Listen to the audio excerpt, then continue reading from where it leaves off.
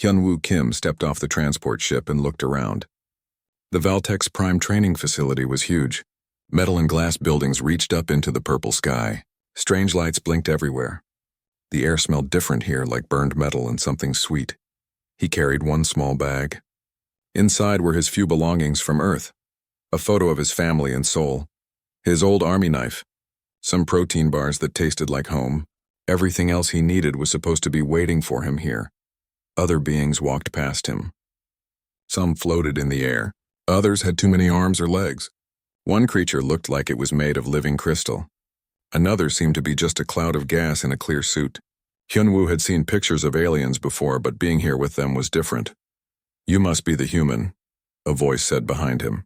The words came through a translator device on his ear. Hyunwoo turned around. A tall being made of blue crystal stood there. Light moved inside its body like lightning. This was Commander Thalnex. Hyunwoo had read about him in the files. He ran this training facility. "Yes, sir." "Lieutenant Hyunwoo Kim, Earth Defense Force," Hyunwoo said. He stood straight and gave a salute. Commander Thalnex looked at him for a long moment. The crystal being's face was hard to read, but Hyunwoo could feel the disappointment. "Follow me," Thalnex said. "Try not to break anything. Your kind is known for being rough." They walked through long hallways. Other trainees stared at Hyunwoo as he passed. He heard whispers through his translator. "Is that the Deathworlder? I heard their planet tries to kill them every day. Look how short he is. And those tiny muscles. Gravity slaves. That's all they are." Hyunwoo kept his face blank. He had dealt with people looking down on him before. In the Korean army, city boys had laughed at him for being from a small mountain village.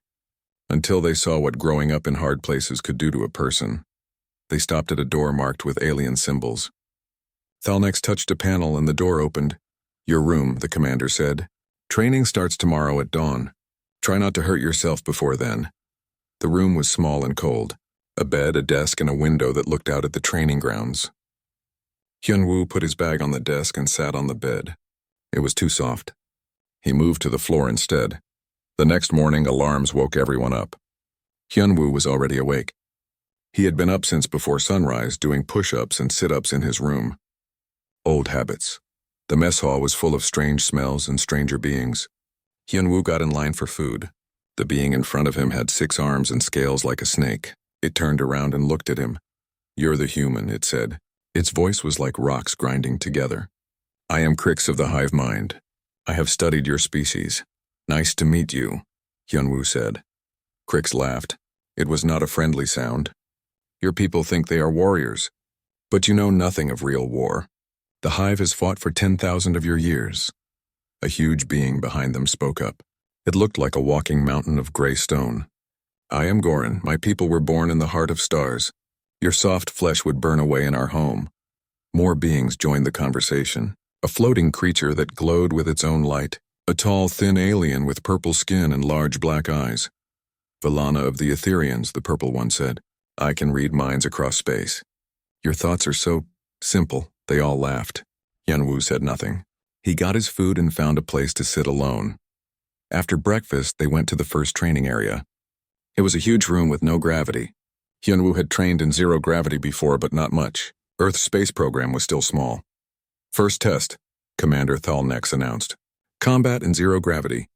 You will fight training drones. The drones get faster and smarter as the test goes on." Crix went first. The insect-like being moved through the air like it was born there. Its 6 arms grabbed weapons and shields. The training drones came at it fast, but Crix was faster. It moved like liquid, flowing around attacks and striking back. The drones could not touch it. "Excellent," Thalnex said.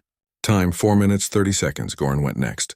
The stone being was slower but much stronger. When drones hit him, they broke apart on his hard skin. He grabbed them and crushed them in his huge hands. It was like watching a mountain fight flies. "Good.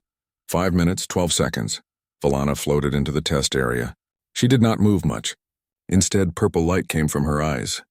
The drones stopped moving and crashed into each other. She was controlling them with her mind. Impressive. 3 minutes 45 seconds. Now it was Hyunwoo's turn. The other trainees watched him float to the center of the room. He could hear them talking. "This should be funny. Deathworlders can barely leave their planet. I bet he throws up in zero gravity." The first drones came at him. Hyunwoo had no special powers. He could not read minds or turn his skin to stone. He was just a human from Earth. But Earth had taught him things. The first drone came fast. Hyunwoo pushed off a wall and spun out of the way. He grabbed the drone as it passed and used its speed to throw it into another drone. More drones came. Hyunwoo used the walls, the floor, the ceiling. He made the room work for him. When he could not be faster than the drones, he was smarter. When he could not be stronger, he used their strength against them.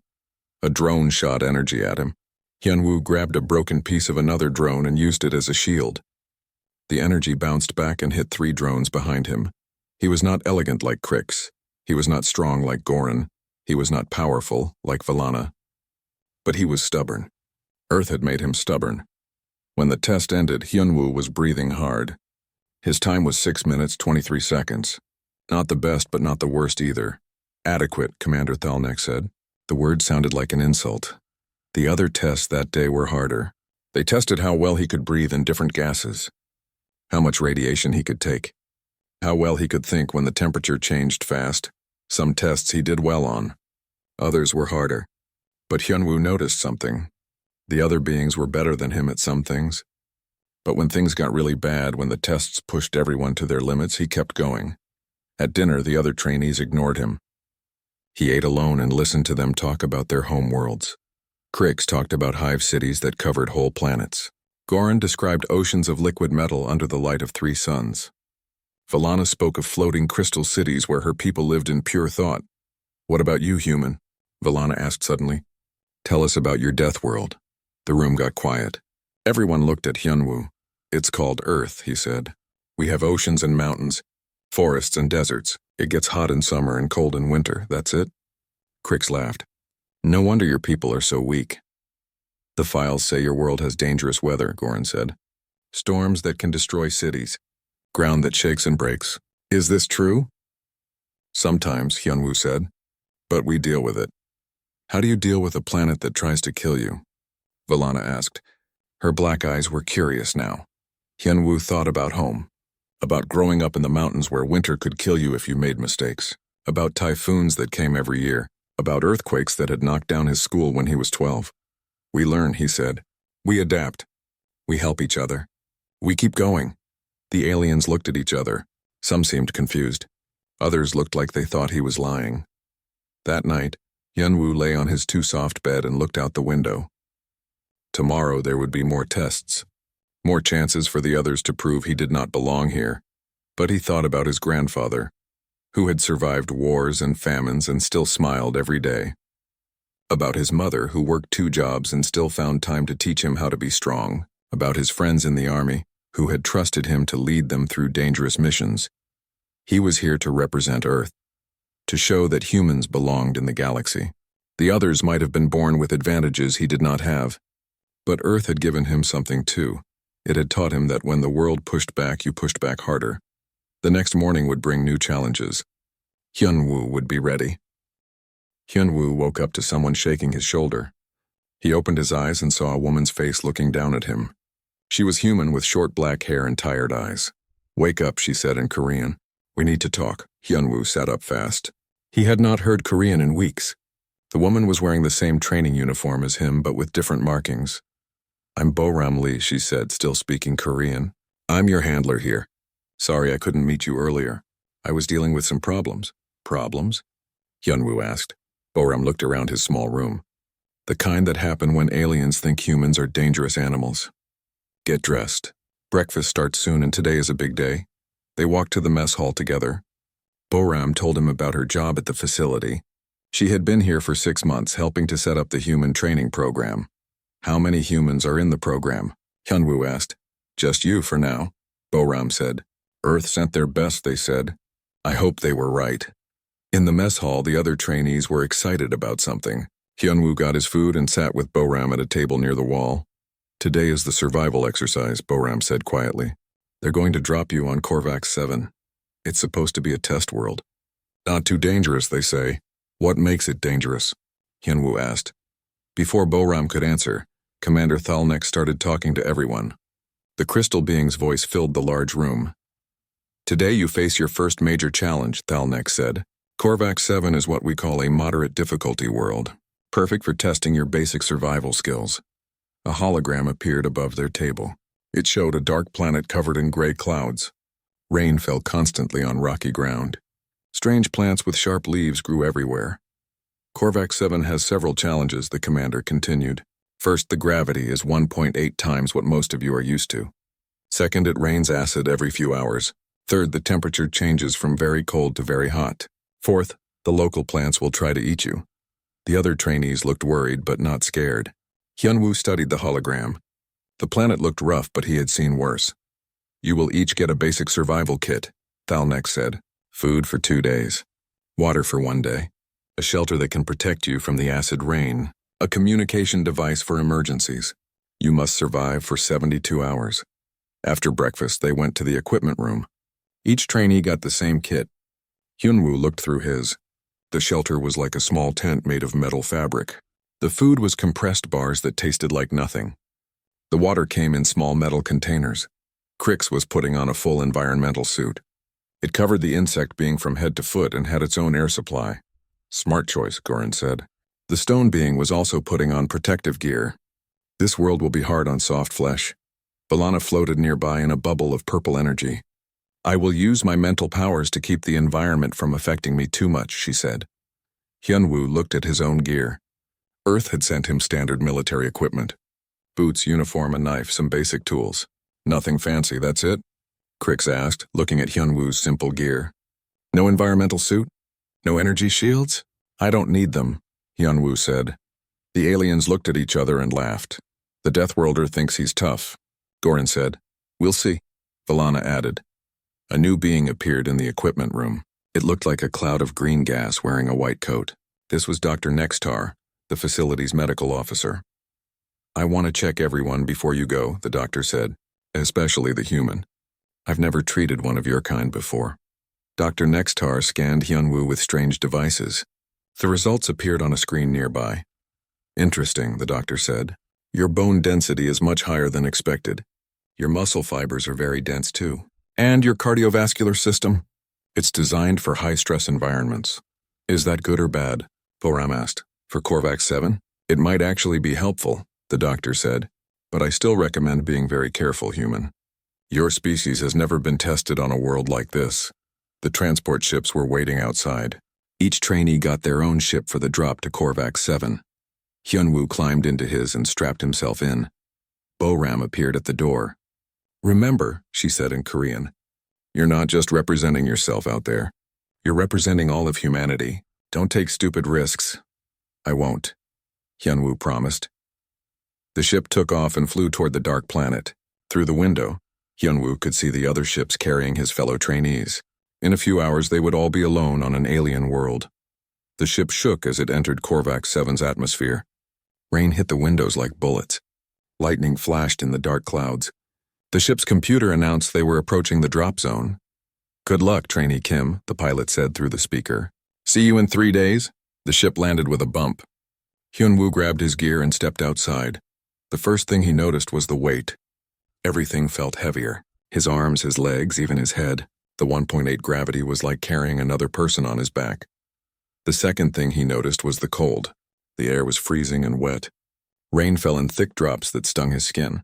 The third thing he noticed was the smell. The air smelled like metal and rotting plants.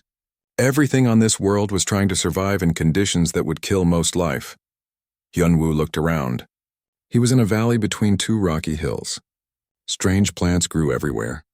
They had thick waxy leaves and sharp thorns. Some of them moved when he got close. His communicator beeped. Messages from the other trainees were coming in. Crix here, setting up my environmental shelter now. This gravity is difficult even for my kind. Goran reporting. The acid rain is stronger than expected. I'm moving to higher ground. Valana checking in. The electromagnetic field here is interfering with my mental abilities. I can barely think straight. Hyunwoo keyed his communicator. Hyunwoo here. All good so far. He started walking up one of the hills. The extra gravity made each step harder, but his legs adjusted quickly. Growing up in the mountains of Korea had made him strong. The rain got worse as he climbed. He could see why they called it acid rain. Where it hit the rocks, small clouds of steam rose up. The plants seemed to love it, though. Their leaves opened up to catch every drop. Hyunwoo found a good spot near the top of the hill. It was under a rocky overhang that would protect him from the rain. He set up his shelter quickly. As the day went on, the temperature started to rise. The cold rain turned into hot, humid air.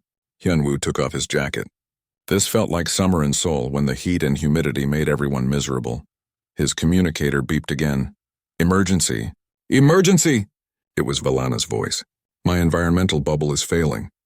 The electromagnetic interference is too strong. I can't maintain my protection. Where are you?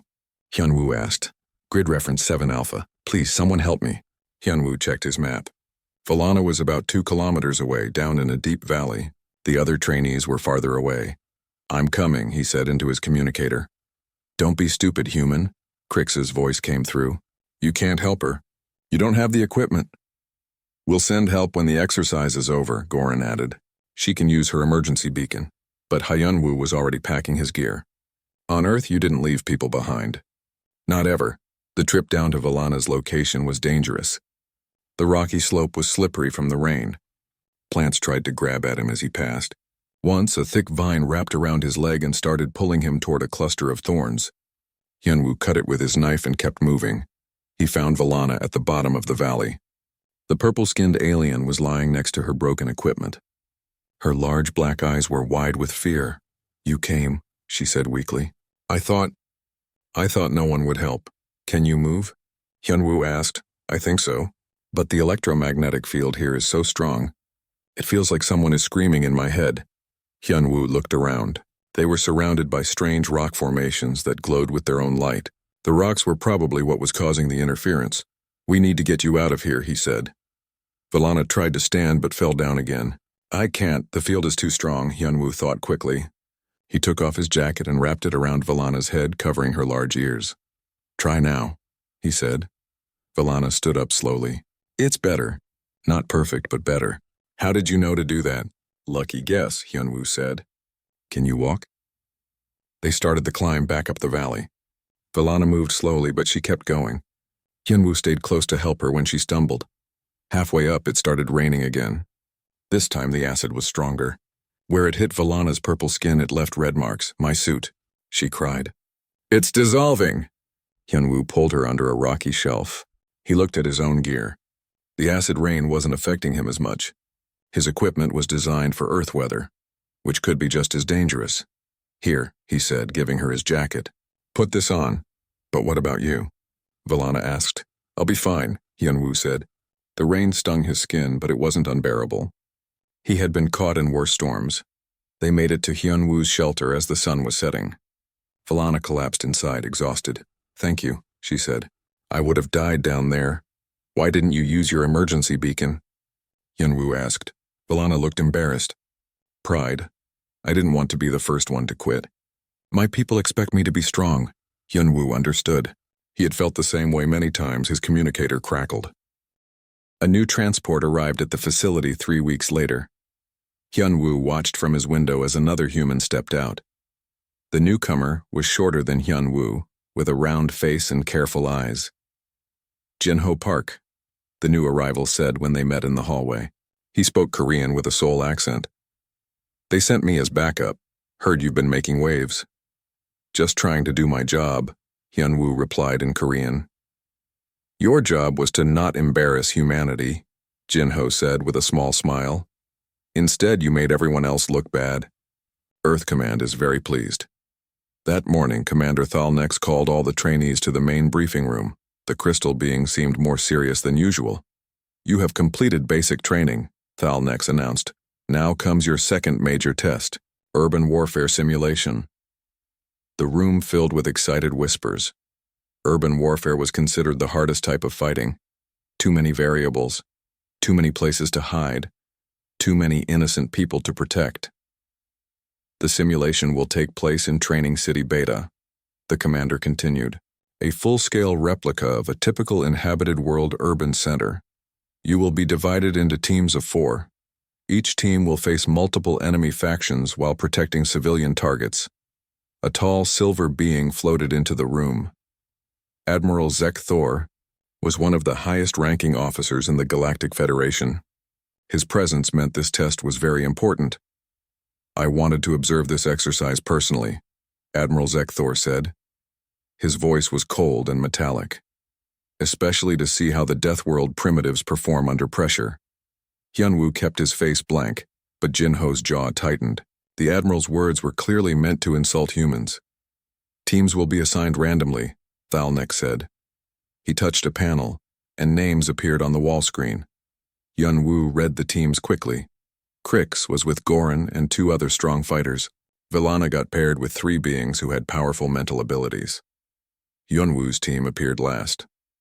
His teammates were Jinho, a nervous reptilian being named Sekval, and a small crystalline creature called Pix. None of them were considered strong fighters. The weak team, someone whispered behind them. They put both humans together so they can fail together. Another voice added. Admiral Zekthor looked directly at Hyunwoo. How interesting. The Deathworlders get the weakest teammates. I wonder if they will blame their failure on poor team composition. We'll do our best, sir, Hyunwoo said politely. The Admiral's metallic laugh echoed through the room. I'm sure you will try.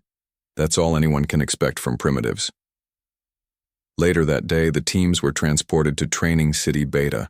It was huge, with tall buildings and narrow streets. Holographic civilians walked around, going about their daily lives. The city looked real enough to fool anyone. Mission briefing, a computer voice announced. 3 hostile factions have taken control of different city sectors. Faction Alpha uses advanced energy weapons. Faction Beta employs stealth and assassination tactics. Faction Gamma specializes in heavy armor and explosives. Your job is to eliminate all hostile forces while keeping civilian casualties below 5%.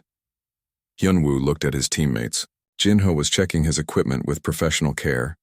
Sekval was shaking slightly, his scales changing color with nervousness.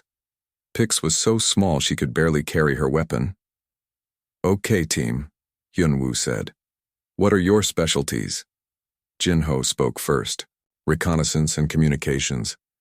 I can hack most computer systems. Sekval's voice was quiet. I have good hearing and smell. I can detect enemies from far away. Pix's voice was tiny. I can fit into small spaces, but I'm not very strong. Hyunwoo nodded. Good. I've been thinking about this. We can't compete with the other teams in straight fighting. They have natural advantages we don't have, but we can be smarter. What do you mean? Sekval asked. The other teams will try to fight all 3 factions head-on, Hyunwoo explained. Big battles, lots of noise, but there's another way. He pulled out a map of the city and spread it on the ground. Look at this, he said, pointing to different areas. The 3 factions are fighting each other too, not just us. What if we don't fight them directly? What if we make them fight each other instead? Jinho's eyes lit up. Guerrilla tactics. Make the enemy defeat themselves. Exactly, Hyunwoo said. Sekval, you can track enemy movements. Pix, you can plant devices in places no one else can reach. Jinho, you can hack their communications. I'll coordinate and handle any direct confrontations we can't avoid. They started moving through the city carefully. Other teams could be heard in the distance fighting loudly with the enemy factions. Explosions echoed off the buildings. Energy weapons lit up the sky. Hyunwoo's team moved differently. They stayed in shadows. They used sewers and maintenance tunnels. They avoided fights whenever possible. Faction Alpha patrol approaching, Sekval whispered. His reptilian nose twitched. 8 soldiers, heavily armed. Can you get around them? Hyunwoo asked Pix. The tiny crystalline being nodded and disappeared into a crack in the wall. Minutes later, her voice came through their communicators. I'm behind them. I can see their communication equipment. Jinho, can you hack it from there? Hyunwoo asked. Give me 30 seconds, Jinho replied, fingers flying over his portable computer. Done, he said. I've changed their patrol route. They're now heading straight toward a Faction Beta ambush point. They watched from a hidden position as the Faction Alpha patrol walked into a trap.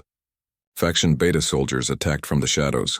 The 2 groups fought each other while Hyunwoo's team slipped past unnoticed.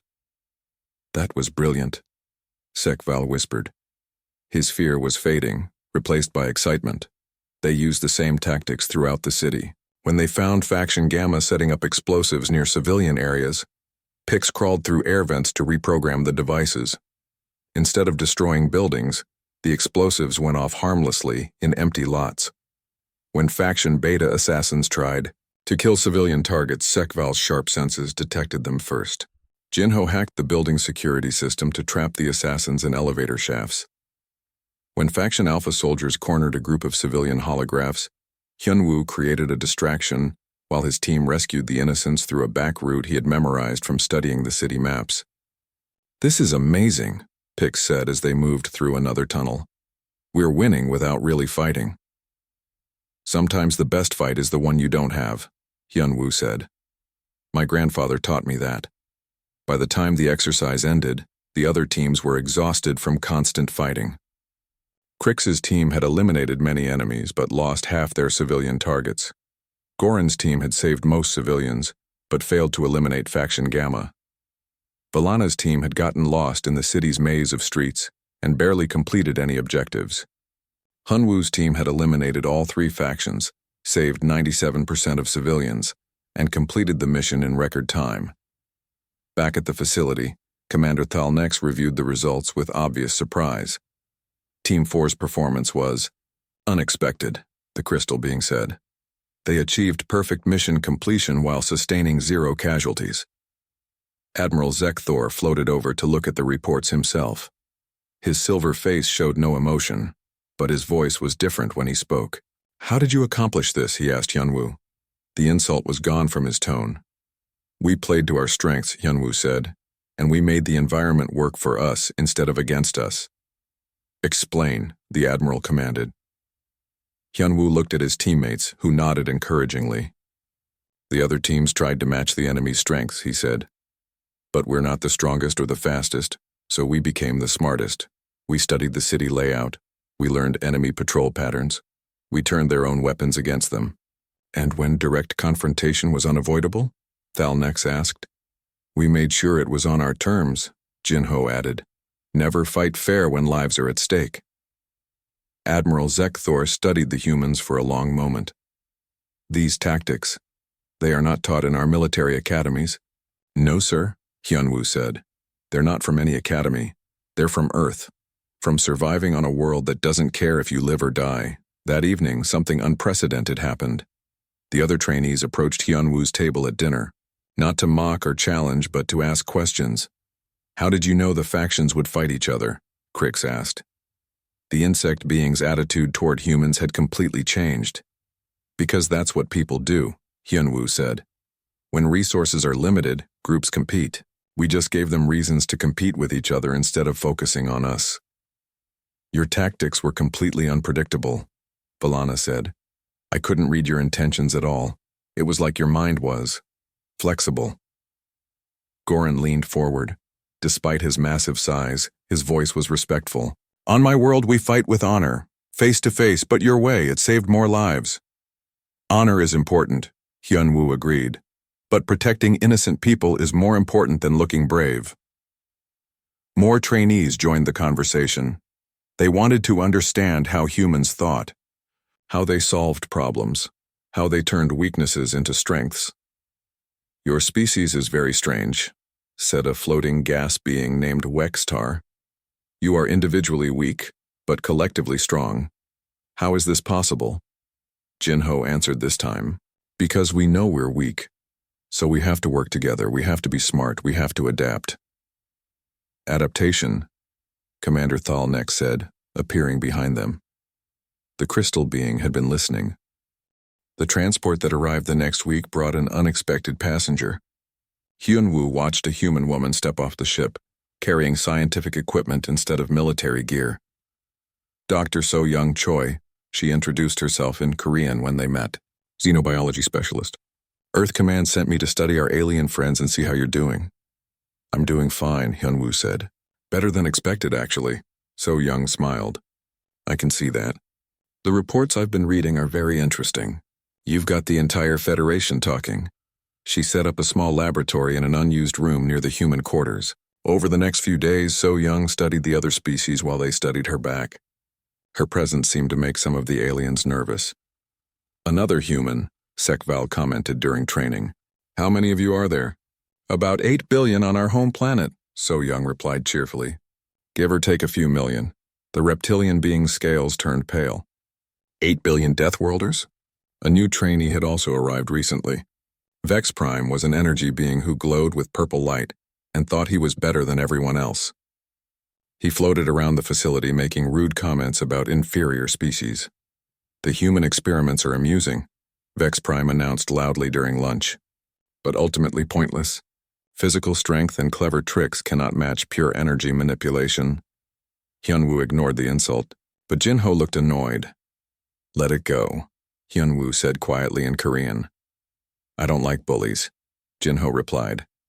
Commander Thalnex appeared at the front of the dining hall. The crystal being looked more serious than usual. "Attention all trainees," Thalnex announced. "It is time for your final challenge. This test will determine who among you has the skills to join the Federation's elite guard." The room went completely quiet. The elite guard was legendary.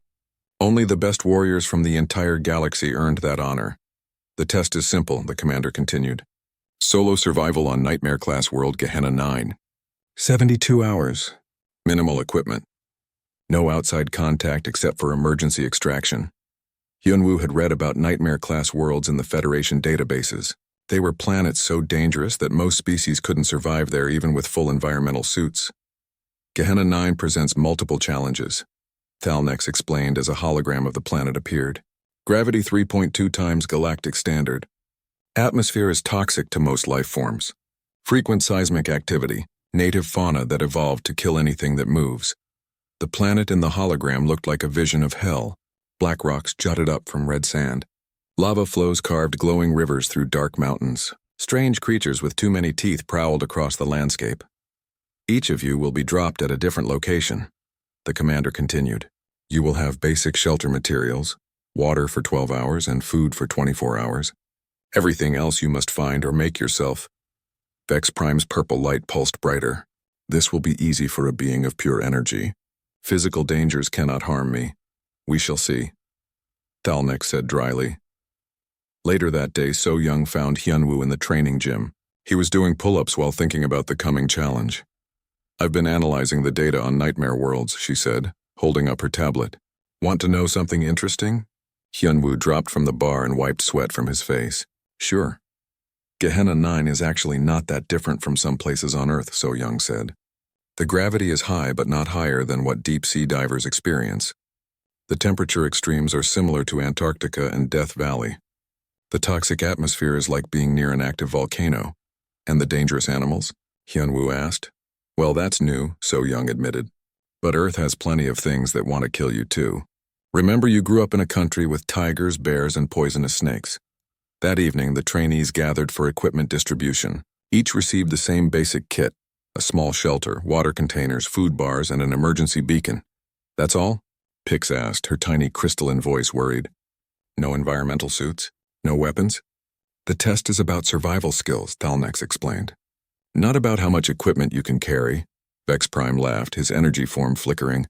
"I won't need any of this primitive gear. My energy body can survive anything."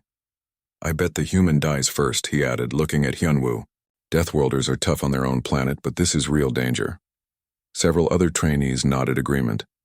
Even Crix and Valana looked worried about Hyunwoo's chances. "What do you think?" Jinho asked in Korean. "I think Vex Prime talks too much," Hyunwoo replied. The transport ships left the next morning. Hyunwoo sat in his ship and reviewed what he knew about Gehenna 9.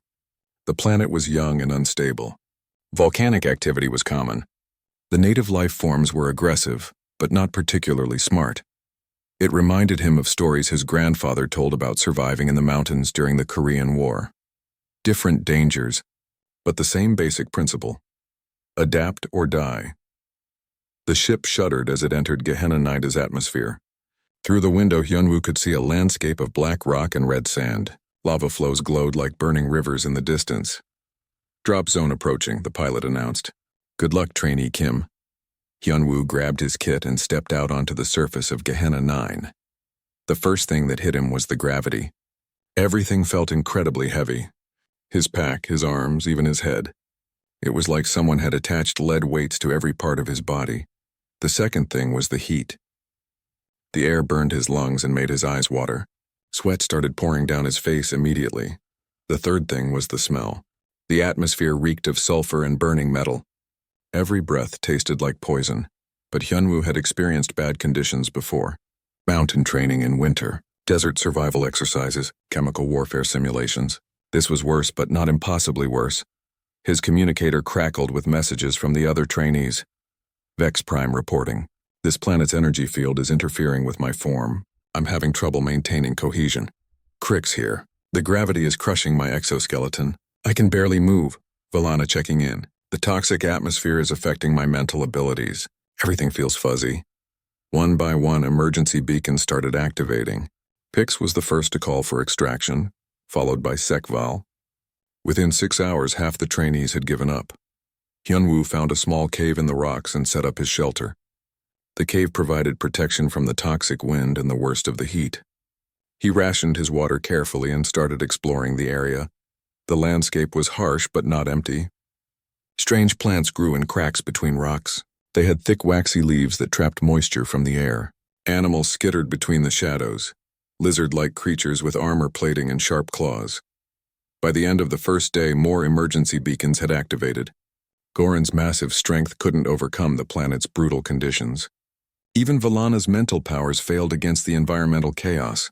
"This is Vex Prime," came a weak voice over the communicator. I need extraction. My energy form is dispersing. I can't maintain cohesion in this electromagnetic field." So much for energy beings being superior, Hyunwoo thought. He spent the night listening to the sounds of Gehenna 9, volcanic rumbles in the distance, strange animal calls in the darkness, the hiss of toxic gas escaping from cracks in the ground. But he also heard something else, the sound of water dripping somewhere deeper in the cave system. Fresh water, not the recycled stuff in his containers. The second day brought new challenges. A pack of native predators found his cave. They looked like wolves crossed with armored dinosaurs. 6 legs, 2 heads, and teeth like knives. Hyunwoo used rocks and fire to drive them away. He didn't try to fight them directly. Instead, he made his cave uninteresting to them by removing anything that smelled like food. "Smart," he said to himself. "Don't fight the predators. Make them hunt something else." By the afternoon of the second day, only 3 trainees remained active. Hyunwoo, Crix, and one other alien who rarely spoke. "How are you still alive out there?" Crix's voice came through the communicator. The insect being sounded exhausted. "Same as always," Hyunwoo replied. "One step at a time." That night, Crix's beacon activated too. On the third day, the other trainee gave up as well. Hyunwoo was alone on Gehenna 9, but something strange was happening. His body was adapting to the conditions. The high gravity that had exhausted him on the first day now felt normal. His lungs had adjusted to the thin, toxic air. His skin had developed a tolerance to the heat. He found the water source he had heard, a small underground spring fed by moisture condensation. He caught and cooked one of the armored lizards, discovering that its meat was actually quite nutritious. By the morning of the third day, Hyunwoo felt better than when he had arrived. Back at the training facility, everyone was watching his progress on the tracking screens. Dr. So Young studied the medical data with amazement. "This is impossible," she said to Commander Thalnex. "His vital signs show he's not just surviving. He's thriving. His muscle density has actually increased. His cardiovascular efficiency is improving. How is this possible?" the crystal being asked. "Earth," So Young said simply. 8 billion humans, remember? We didn't evolve on a kind world. Every generation that survived made the next generation stronger. Admiral Zekthor floated into the monitoring room. "Status report on the human?" 3 days after returning from Gehenna 9, Hyunwoo was called to the medical bay for final evaluation. Dr. Nextar ran every scan the facility had, checking his health from multiple angles. "Extraordinary," the gas-being doctor muttered, looking at the results. "Not only did you survive 72 hours on a nightmare world, but your body actually improved. Muscle density increased by 12%, cardiovascular efficiency up by 8%, bone strength improved across all measurements." Commander Thalnex was also in the medical bay, studying the readings with obvious amazement. "How is this possible?" the crystal being asked. "Every other species shows degradation after exposure to such conditions. Dr. So Young, who had been observing the tests, smiled knowingly. Commander, may I explain something about human evolution? Thalnex nodded. Humans didn't evolve on a garden world, So Young said. Earth went through ice ages, asteroid impacts, volcanic eruptions, plague outbreaks. Every few thousand years, something tried to wipe out our species. The humans who survived those events passed on their genes. After millions of years of this process, we became something unique. Which is what exactly? Dr. Nextar asked. Adaptive survivors, So Young replied. Humans don't just survive harsh conditions. We get stronger from them. It's built into our biology. Commander Thalnex studied Hyunwoo with what might have been awe. You mean all humans possess this capability? To varying degrees, yes, So Young said. Hyunwoo here is actually quite typical for a human who grew up in challenging conditions. That evening, a special ceremony was held in the main assembly hall. Every being at the facility attended: trainees, instructors, support staff, and visiting officials. Admiral Zekthor had even brought additional Federation representatives via hologram. Hyunwoo stood at attention in the center of the hall, wearing his best uniform. Commander Thalnex approached carrying an object he had never seen before. The Federation Elite Guard insignia, Thalnex announced to the assembly, awarded only to those who demonstrate exceptional skill, courage, and dedication to protecting others. The commander pinned the insignia to Hyunwoo's uniform. It was a simple design, a star surrounded by 12 smaller symbols representing the major species of the galaxy. But its meaning was enormous. Congratulations, Elite Guard Kim, Thalnex said formally. You are the first human to achieve this honor. The assembly erupted in the closest thing to applause their various species could manage. Crystals chimed, gas beings pulsed with color, and insectoids clicked their mandibles in rhythm. But something even more significant happened next. One by one, the other trainees approached Hyunwoo. Each performed their species' highest gesture of respect. Crix was first. The insectoid being, who had once called humans weak, bent all 6 of his arms in a complex pattern. I was wrong about your people, Crix said. Your strength is different from ours, but it may be greater. I would be honored to learn from you. Valana floated forward next. The telepathic being's large black eyes showed genuine admiration. Your mind is unlike anything I have encountered, she said. Not because it is simple, but because it is flexible, adaptable. You think in ways my people never could. Goran's massive stone form approached slowly. When he spoke, his voice was filled with respect. On my world, strength is everything, the giant being said. But you have shown me that there are many kinds of strength. I request permission to study human endurance techniques. Even the facility staff showed respect. Maintenance workers stopped their duties to nod at Hyunwoo.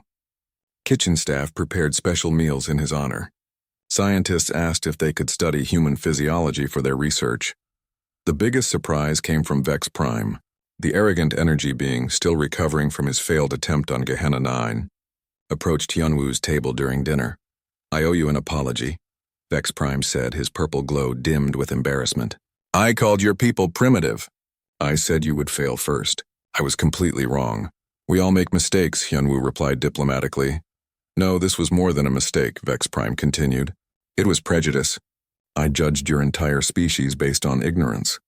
Your performance on Gehenna 9 has taught me that there are forms of evolution I never understood. Admiral Zekthor requested a private meeting with Hyunwoo the next day. They met in the commander's office with Boram Lee serving as translator and witness. Elite Guard Kim, the admiral began. I must make a formal apology to you and your species. When humans first joined the Federation, many of us saw you as lesser beings. We were wrong. Thank you, sir, Hyunwoo said. But we understand. First impressions can be deceiving. Indeed they can, Admiral Zekthor agreed. Which brings me to my request. The Federation Council has been discussing your performance here. We would like to propose a new partnership with Earth. He activated a holographic display showing star charts and military formations. We want to establish a joint training program, the Admiral explained. Federation officers would train with humans to learn your survival and adaptation techniques. In return, we would share our advanced technology and tactical knowledge. Boram translated this into Korean for Hyunwoo, though he had understood most of it through his translator. What would Earth get out of this arrangement? Hyunwoo asked. Full military alliance with the Federation, Admiral Zekthor replied. Access to our trade networks, our scientific databases, our protection against external threats. Most importantly, respect as an equal partner rather than a junior member. Hyunwoo considered this carefully. I would need to discuss this with Earth Command, but personally, I think it sounds like a good opportunity for everyone. There is one more thing, the Admiral added. We would like you to remain here as the first human instructor at the facility. You would teach Federation officers the techniques that made your performance possible. The offer was tempting, but Hyunwoo thought about his family back on Earth. His parents, who worried about him being so far from home, his younger sister who wanted to follow in his footsteps. I'm honored by the offer, Hyunwoo said, but I'd like to propose a modification. Let me return to Earth first to recruit other humans for the program. You said yourself that I'm considered average by human standards. You should see what our real experts can do. Admiral Zekthor's metallic features somehow managed to look concerned. More capable than you? Much more, Hyunwoo said with a smile. My old drill sergeant could probably survive on Gehenna 9 for a month. My grandmother once walked 30 kilometers through a blizzard to get medicine for her village. And my sister, she's training to be a mountain rescue specialist. She makes me look soft. The Admiral was quiet for a long moment. Your species continues to surprise us. Very well. Return to Earth, gather your instructors, and come back when you're ready. 2 weeks later, Hyunwoo stood on the transport ship that would take him home. The other trainees had gathered to see him off. The farewell was unlike anything he could have imagined when he first arrived. Safe travels, friend, Crick said, using the word friend in his own language for the first time. Remember to visit us, Valana added. We have much to learn from each other. Bring back more humans, Goran requested. I want to understand how your people became so strong. Even Commander Thalnek seemed sad to see him go. You have changed this facility, the crystal being said. Before you arrived, we thought we understood what strength meant. You taught us that we were only seeing part of the picture. As the ship pulled away from Valtex Prime, Hyunwoo looked back at the training facility through the window. Just 6 months ago, the beings there had seen him as a primitive from a backward world. Now they saw him as a teacher and a friend. Boram Lee sat beside him, also returning to Earth to help set up the new partnership. So what's the plan? She asked in Korean. First we brief Earth Command on everything that happened here, Hyunwoo said. Then we start recruiting. I know exactly who we need. Who? Mountain climbers, Arctic explorers, desert survival experts, combat medics, search and rescue teams, people who grew up in the hardest places on Earth and learned to thrive there. Boram smiled. The aliens have no idea what they're in for, do they? None at all, Hyunwoo agreed. Wait until they meet a team of Korean mountain rescue specialists, or Nepalese high-altitude guides, or Australian outback rangers. The ship jumped to faster than light speed, carrying them toward the blue-green world that had shaped humanity into something unique in the galaxy. 3 months later, Hyunwoo returned to Valtex Prime. This time he wasn't alone. With him came 20 of Earth's most experienced survival experts. Men and women who had spent their lives mastering the art of staying alive in impossible conditions. The aliens who greeted them at the landing pad were respectful, but clearly nervous. Word had spread throughout the Federation about human capabilities. Some species were eager to learn. Others were worried about what these Deathworlders might be capable of.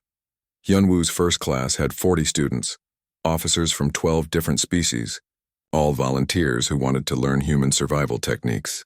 They gathered in the main lecture hall, looking at their human instructor with a mixture of curiosity and awe.